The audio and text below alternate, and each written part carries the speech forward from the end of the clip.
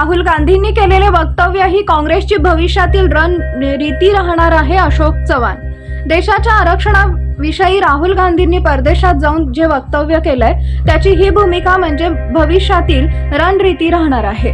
आरक्षणाचा मुद्दा हा देशात उचलायचा, देशातील मागासवर्गीयांची मते घ्यायची आणि काहीही वक्तव्य करायची, असे त्यांचे दोन मुखवटे समोर आलेले आहेत. देशात एक बोलायचे आणि परदेशात दुसरं बोलायचं, लोकांच्या भावनेशी खेळायचं आणि मतांसाठी राजकारण करायचं. त्यांच्या या वक्तव्याचा आम्ही निषेध करतो.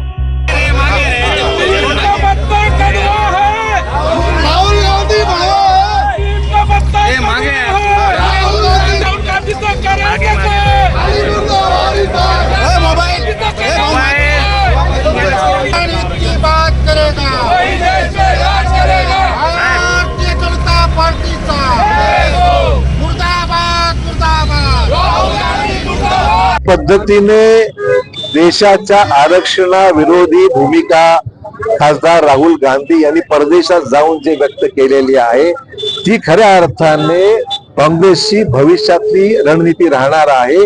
देशामध्ये एक भाषा वापरायची, आरक्षणाचा मुद्दा हा देशामध्ये उचलायचा. लोकसभेच्या निवडणुकीच्या वेळेस 400 जागा भाजपला आरक्षण रद्द करण्याकरता हव्यात, अशा प्रकारची वल्गना करून देशाच्या मागासवर्गीय गरीब लोकांची मतं घ्यायची आणि परदेशात जाऊन मात्र वक्तव्य वेगळं करून त्या ठिकाणी वक्तव्य असं करायचं की देशामध्ये आगामी काळामध्ये आम्ही आरक्षण रद्द करू, अशा प्रकारचं वक्तव्य करायचं. हे सर्व त्यांची दोन मुखवटे त्यांच्या समोर आलेले आहेत. देशात एक बोलायचं, परदेशात वेगळं बोलायचं आणि लोकांच्या भावनेशी खेळायचं आणि मतासाठी सर्व राजकारण करायचं, हे निषेधार्ह आहे. आणि म्हणून भाजपच्या वतीने आम्ही सर्व सहकारी या ठिकाणी एकत्र आलेलो आहोत. त्यांच्या या वक्तव्याचा निषेध करतो आणि आगामी काळामध्ये काँग्रेसची जी काही मुखवटा, जो डुप्लिकेट मुखवटा आहे, तिथे वेगळं इथे वेगळं, भविष्यातील रणनीती स्पष्ट झालेली आहे.